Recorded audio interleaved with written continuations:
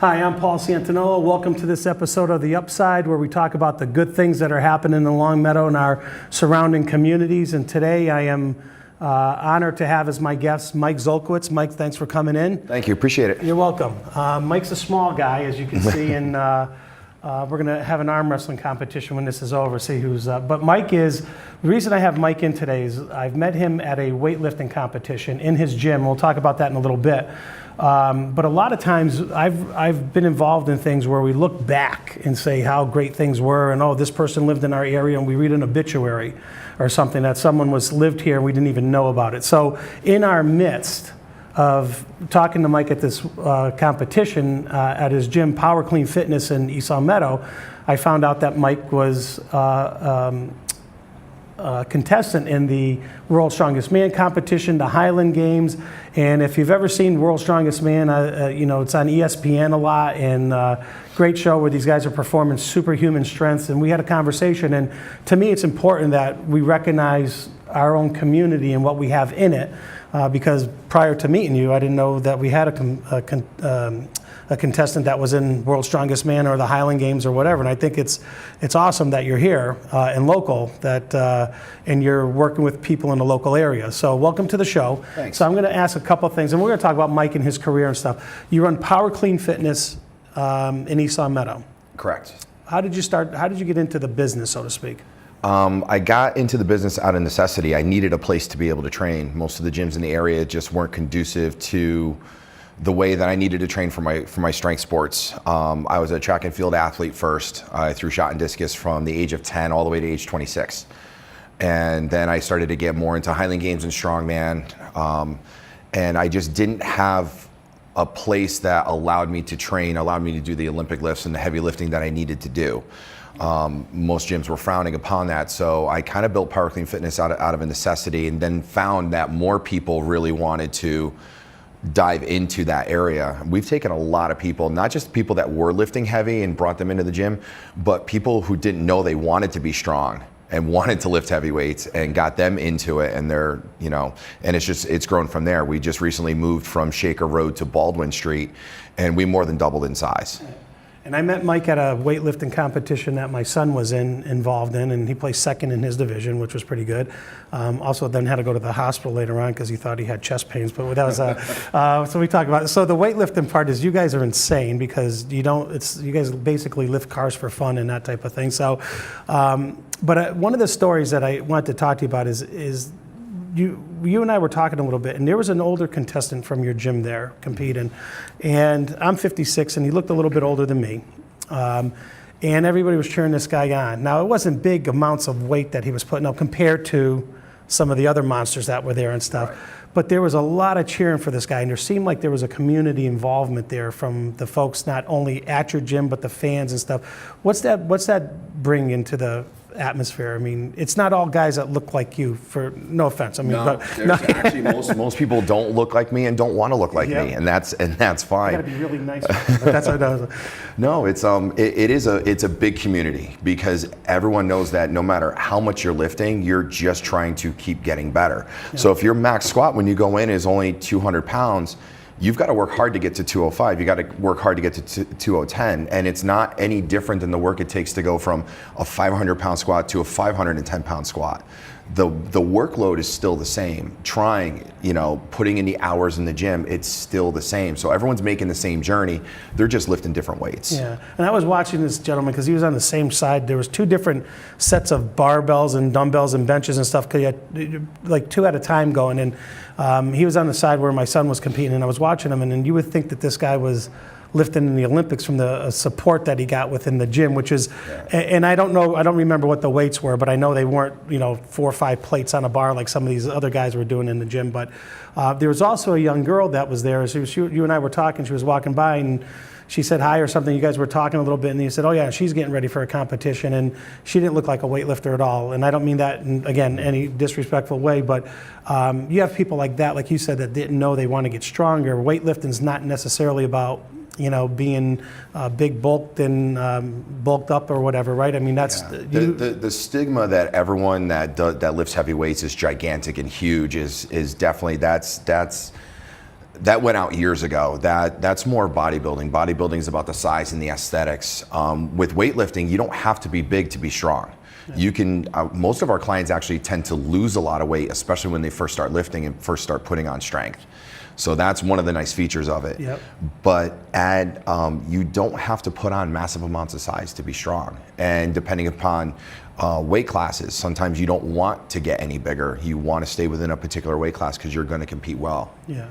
And what's the, when, I was, again, I like to watch things as things are going on, and I'm watching the different, you guys have a motto on some t-shirts that you had there, which was, there's a couple of different models, right? It was like deadlift, bench, squat, deadlift, or something like that. And there was also another one, which I thought was kind of funny, which was, the meek shall inherit the earth when we're done with it, or something like that, right? And, and I thought that was pretty cool because it was just, like I said, I was watching all different body types, which means they were members of your gym, but different body types. And you could see there was some guys that were really, physically fit in shape, and others that you're saying, well, they must be starting out kind of thing. And what do you think prohibits people from, because I started lifting weights a few years ago at the behest of my son, who said you need to start doing this type of thing, and it sucks when I do it sometimes, but because I had never done it before in my life. But I mean, what stops people from coming in, you think, to work? Because a lot of people do, and I'm going to do this as two parts.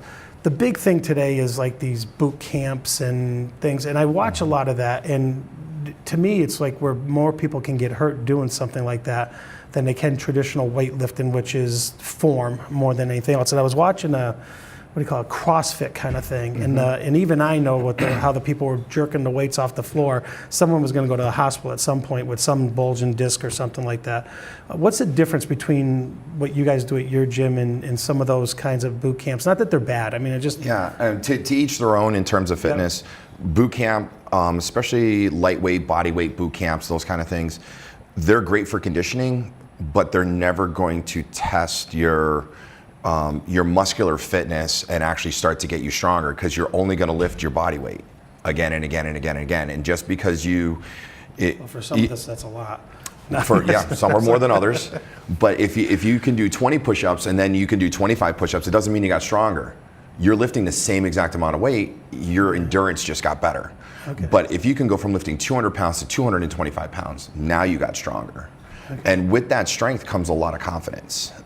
Anyone who starts to get a little bit stronger, they're going to stand up a little bit taller. They're going to feel a little bit better about themselves. Daily activity gets a lot easier, and that's one of the big things that we teach is strength in our gym, because it's going to help you wherever you go. Just because you can go and do 25 push-ups and now you could do 35 push-ups, that may not help you at all in daily life. It could, depending upon what you do. But for most people, when they get stronger, daily activity becomes a lot easier. Okay. There was also something I read on your site about the central nervous training. What's that about, and why is that different than other types of training that expand on that, because it was something it was very different. I never heard that before. Yeah, when you're training, you're teaching the central nervous system just to fire and send more activity to the working muscle. Muscle itself is very strong. If you take a raw piece of steak and you try and tear it apart with your hands, it's pretty tough. Okay. Your muscle tissue is the same exact thing. It's really strong. It takes a huge amount of force to be able to tear it, and occasionally it does. Yeah. But the muscle itself is just naturally strong. How do you get it stronger? You get it stronger by overloading it again and again. So the central nervous system is actually sending impulses to be able to get that muscle to fire harder and be able to lift more and more weight. So you're actually training your central nervous system the whole time. Really? Okay. So I want to talk a little bit about, and I find that fascinating because it's just the opposite. I had a little thing in my basement, the little bench and whatever, with the plastic weights and whatever. And then when I started boxing, they said, okay, no more weights, and never looked at them again and I look back today and said, I wish I had done weightlifting but it wasn't, I don't think people understood the physiology of it or the association that you could make your muscles stronger. Yeah, there was a point in time where athletes were actually discouraged to lift weights. Right. It was going to make you big, it was going to make you bulky, you weren't going to be as athletic. So there was a period of time where you didn't want to lift weights because it was going to be a bad thing, and then strength coaches came along and the training just evolved from there. Right. And you look at football players from the 60s and 70s and even 80s, and now you look at the size of football players nowadays. I mean, you can't even compare the two because it's two completely different Yeah. animals. Because the weight training now is everything revolves around that type of training. And I want to ask you, we're going to talk a little bit about your career, because one of the things that, when I was reading your resume you interned with the Atlanta Braves. And you're a strength trainer, interning with the intern. What was that like, and how was that perceived, and how's that changed, especially in baseball? Because guys were, again, a sport that they were told never lift. The biggest thing that I learned, because we worked with a lot of the athletes, I eventually went down to what at the time was the AAA affiliate in Richmond, Virginia, but we did a large stint with the Atlanta Braves during spring training, and I got to bring a lot of the athletes around for their individual workouts, and I got to see firsthand the difference of an all-star athlete and how serious they take their workouts versus just an everyday player who could get shipped off tomorrow to another team or even get sent down to the minors, and how they perceive their workouts. And there were certain guys you had to hold their hand and bring them from exercise to exercise. And then there was other guys who were like, okay, here's what we're gonna do today. And they'd snatch the paper out of your hand and they'd go to it. And that was the big difference of the top end guys versus the guys who were just, they were gonna be around for a year or two and then they were gonna fade away. All right, so I'm going to start asking about some of the Highland Games and World Strongest Man, but how many hernia operations have you ever had? None. Folks, I want you to go look at YouTube, and hopefully we're going to attach them to this as we get them in from Mike. But go to YouTube and look up Mike's name and look at some of the things, because one of the first things, there's something called weight over bar. Yes. And if I'm going to describe this to you because we don't have the video right now, but it looks like something that a pole vaulter would go over. And you're taking a weight that, in essence, you're kind of rocking in between your legs and trying to throw it over a bar, and you've broken your own record a dozen times or something like that I read. And what is weight over bar, and how much does it weigh? Because that was... It's a Celtic event. Yep. It's a 56-pound block weight. And there's just a simple round handle attached to it, Yep. and you swing it one-handed between your legs. Your feet stay stationary. One-handed. I thought it was two down there. Okay. No, one-handed. Because you're wearing a kilt. Yes. A skirt, but I mean a kilt. A kilt. Yes. Any guy his size, you can wear whatever you want, but I mean, you're wearing a kilt, so I thought there was two hands. I didn't see there was only one. No, Okay. just one hand, and you'll swing it between your legs, and then you'll throw it straight up over a bar. Yep. And then as you get that up, what's your record? So the record was 19 feet 2 inches. 19 feet 2 inches, and you start, because I read it was like, broke. It was 18.4, then 18 whatever, and 19 feet 2 inches, basically straight up. Yes. Yeah. I was the first person in the world to ever break 19 feet. Really? Yeah. That's awesome, man. The only person that's broken my record in the past several years was Hafthor Bjornsson, who actually just won World's Strongest Man a few days ago. Oh wow. Yeah, from so that's not a Iceland. bad person to break your record, then, right? Not at all. So then there's another event. And I told Mike, I wish I knew him earlier, because I had yard work and I could have used you instead of like hiring like a crew to take the trees out of my yard. You're basically throwing a telephone pole. Yes. Yep. Caber toss. A cater toss, right? Caber. Caber toss, okay. Caber toss, but basically, how long is the pole? It can range anywhere from 18 up to 23 feet. Yeah, and this pole was big. The one video I saw, it was a little bit bigger than you. Yeah. Height-wise. But I was watching, I'm like, how the heck are you gonna... At first, I understand, I've seen this caber toss before, just on clips, but I was wondering how you were going to get underneath it. And then I was watching you because you were hugging the pole, so to speak. I mean, you had your arms around it. And then there was a process in which you got down, right? So Yeah. how did that... Basically, you're going to just lean it up against your shoulder, clasp your hands around it, and you work your way all the way down to the bottom. And then it's a very fast, almost violent motion. You're going to pull in and up at the same time, and it's going to sit in the air for a second. So it's just going to be completely suspended, and you have to snap your hands underneath it and catch it and still balance it. But then you don't stand still. No, then you got to be able to run with it. I was just watching it. I was like, where the heck's he going? I thought maybe, you lost balance with it or something like that. But No. you had to go at least 20 feet, 30 feet with that, right? Yeah, I mean, you go until it feels good enough feels that it's going to come off your shoulder, and you're going to try and flip it as straight as So possible. you take the pole, and your goal is to flip it and have it fall forward. Right. Right. And how much does this thing weigh? It can weigh anywhere from 115 pounds. I've had them as heavy as 160. Okay. See, this stuff is insane. I love it. And then Yeah. there was a rock. It looked like this big triangular rock, and you had what was that one? That was the Husafell stone carry. That was up at Loon Mountain, New Hampshire. Probably one of my proudest strength moments I've actually ever had. It was 450 pounds. And it was day 2 of our competition, and I had actually just lost the lead for the first time, and I was really upset by that. And I picked it up. I just gave it one more little tug up, and I caught it absolutely perfectly.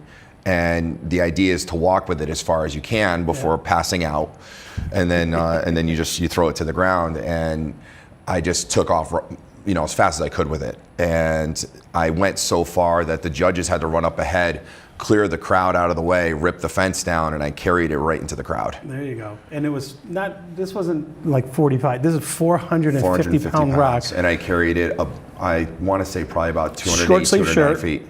Yep. So you had to chalk up a little bit? Little chalk, right? little So chalk, nothing. and my kilt. Yeah, and your kilt. And my kilt. Well, at least you didn't, have pant legs you trip over or anything like that. So next time I'm complaining about moving stuff in my yard, I'm just going to go watch that video again. And you're carrying a 400, and I don't know how far did you go? It was about 208, 209 feet. So you ran a football field with Close a to it. 450 pound rock on you. Mm-hmm. Okay. All right, that's good. But also you've competed in World's Strongest Man competitions, Yes. right? And that's absolutely insane when you watch those guys. And you were telling me a story, my son and I were talking to you about pulling a car or a truck or something like that. I did a fire truck pull for charity. Fire truck pull for charity. How much was the fire truck weighing? I don't remember how many tons it was, actually. I'm sure you don't, because you probably, how far did you pull it? I pulled it 150 feet Did total. you really? Yeah. From a standing position, 150 feet. Once you get it going, it's not so bad. It's Sure. the initial Yeah. 20, 25 feet could be a little rough, but after that, it's not so bad. So we could save some money on our fire truck fuel in town if we just hire a bunch of guys. But listen, you're pulling a fire truck, and even a small fire truck has got to weigh a pretty good amount. How do you even think about? How does one go about saying I'm going to pull a fire truck? How do you get ready for that? What do you do? I have the gear to be able to train. I have the setups to be able to attach to different vehicles. I have a harness that Yeah. I'll wear, special shoes. So I have all this stuff available to me to be able to train. So I'll go out and I'll start real simple. And it sounds crazy, but I'll just start with like a small SUV or something like that, and I'll work my way up. I'm lucky enough to have some friends that have larger vehicles and even semi trucks and things like that I can work on. Parking was at a premium, but I know Mike kind of cleared out the parking lot before he came here But all right, so, and you've never hurt yourself doing this stuff severely, nothing bad, huh? No, the only major injury I've got is I tore my ACL, and that was back in college doing track. And you started out, that's what I want to get back to. You started out as a track athlete. That was the key to get going in all of this, right? Yes. You did track as a youth and in high school and college, and that led you to the Highland Games as a off-season workout. Yep, carry telephone poles just for the heck of it in the summer. But is that what did you do? You say you threw discus and shot? Yeah, shot and discus primarily. That was my favorite event. And if I read it correctly, your track coach got you guys involved in Highland Games. Was that it? Yeah, he's from Scotland. My coach is 100% Scottish, and this was our off-season training program. It gave us a break. So 11 months out of the year, we trained track. Okay. And for that 1 month, we got to play around with the Highland Games. Yeah. And we all loved it. And most of us all went on to do some type of Highland Games competitions after college. I still threw track and field until I was 26. I threw up until 2004. But at that point, I knew I was transitioning out of track, so I started to do a lot more with Highland Games at that point. Okay. So you told me just a little bit earlier that you are training now again for World's Strongest Man, Masters Division. Yes. And it goes by age, right? Okay. And what's a daily training routine for you for Matt? Oh, by the way, I just wanted, Mike's kind of a slack. I read an article where you're up at 3:45 every morning. Yeah. And you're at the gym at 5:30. Is the first 5:30? Yep. Because I think I got an email from like at 5 o'clock this morning that we're going to be here today. But so first of all, thank you for taking the time, because I know that your schedule is tight. I do know that. But what is your daily routine like to get ready for the World's Strongest Man? And there's 10 competitions or 10 events. Is that still the? Well, no. For Highland Games, it could be upwards of 9 or 10 events. Yep. For Strongman, they usually keep it at a solid 5 events. Okay, so you got train 5. Do you know what your events are before you go in? They make the announcement. Okay. Yeah, so we know exactly what we're going to be doing when we're going in. Okay. So Nationals, the USS Nationals is going to be at the end of June. And so I already know the events that I have to do. And some of the equipment I have, some of the equipment I don't. I have to basically train whenever I get the opportunity. Yep. Work always comes first. As much as I love my sports, work always comes first. My clients come first. So I'll have a set of clients in the morning and I'll have a set of clients in the afternoon, and I'll work my training schedule around that. Okay. And so what are your 5 events? Can you share that? Or? Yeah, so Okay. the first event at Nationals is going to be a circus dumbbell, 170 pounds. So the ends of a normal dumbbell are about that big.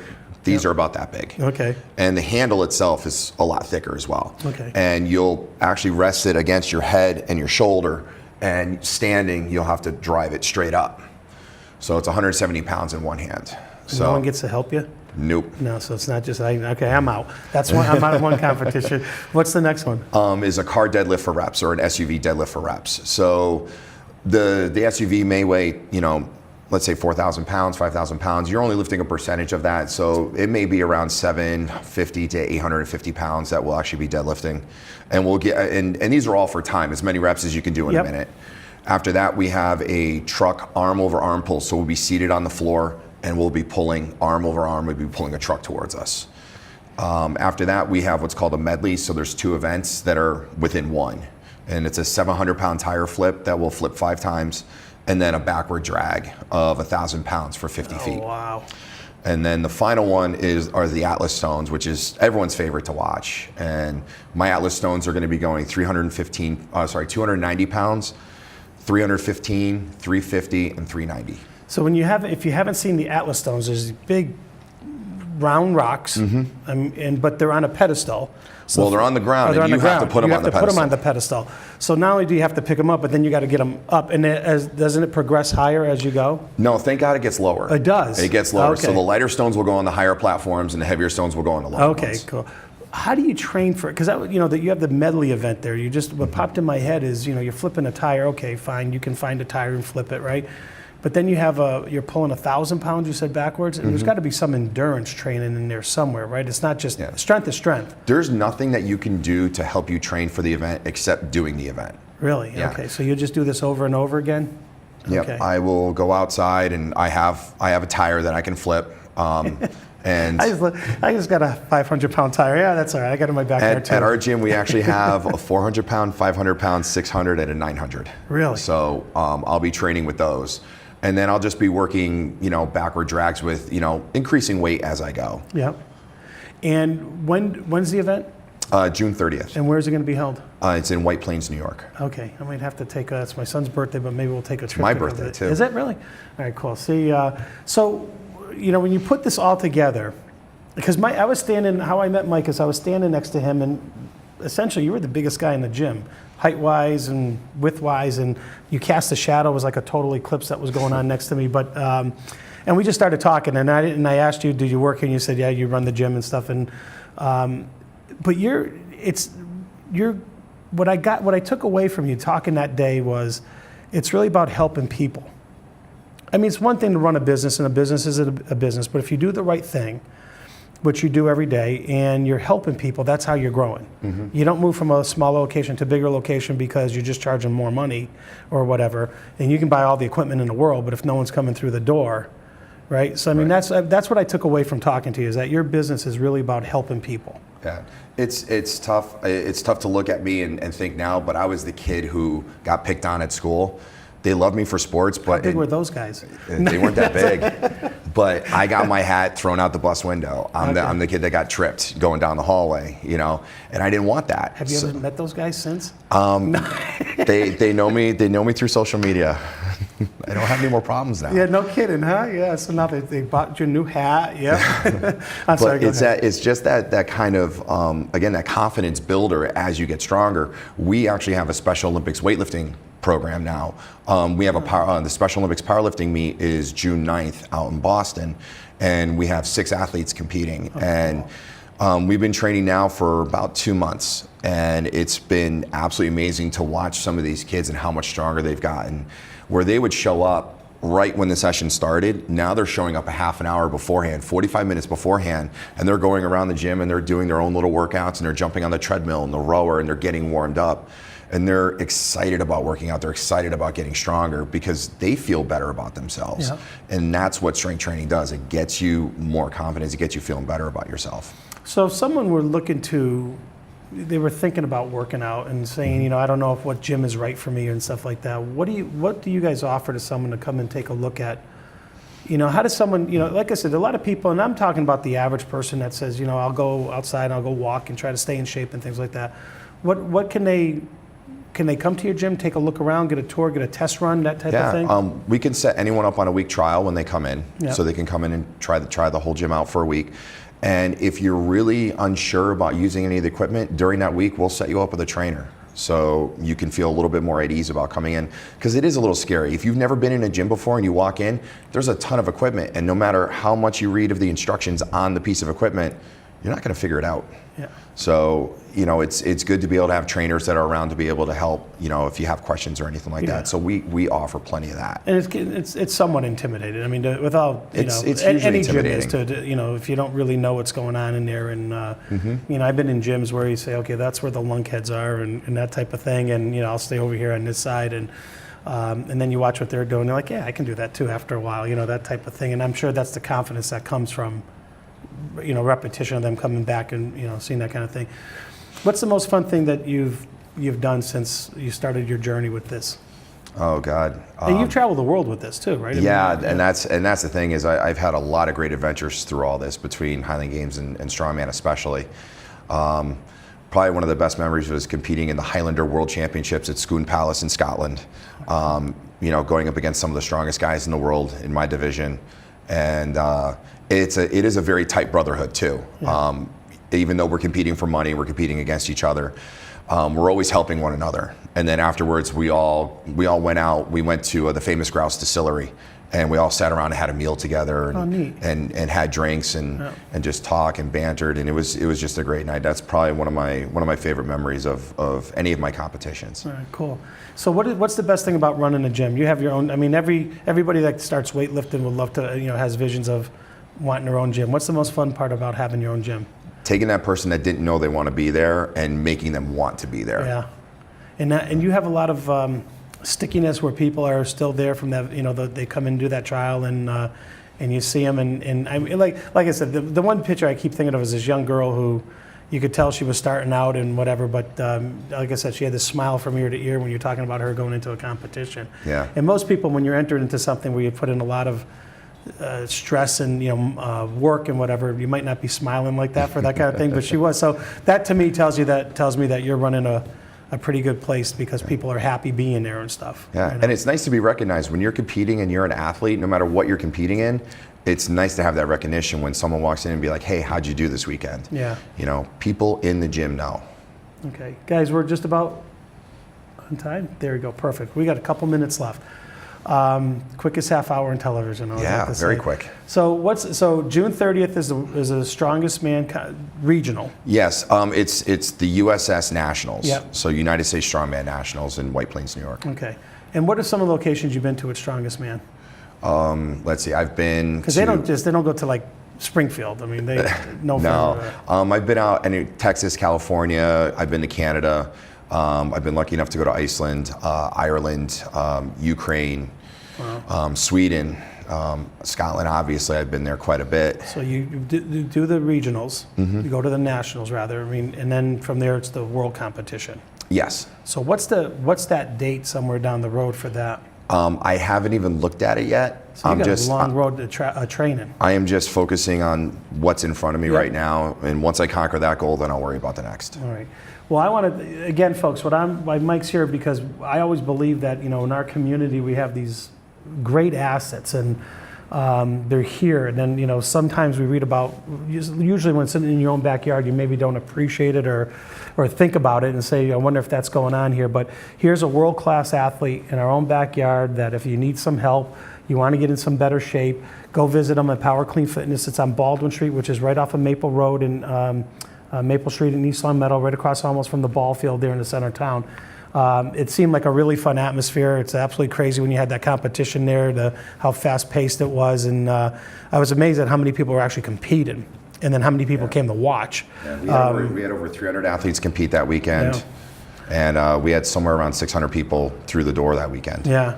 And so I wanted to thank Mike for coming. And again, if you have any questions, if you're ever thinking about getting in shape or thinking about maybe going to that next level, go to Power Clean Fitness. Ask for Mike. He's there every day for hours and hours and hours. But I want to thank you for coming in, and good luck in the tournament and in the competition on the 30th of June. But I appreciate your time because I know you're super busy, and I want to thank you for coming in. Appreciate you having me. All right, folks. Thanks for watching The Upside. We'll see you on the next episode. Have a great day.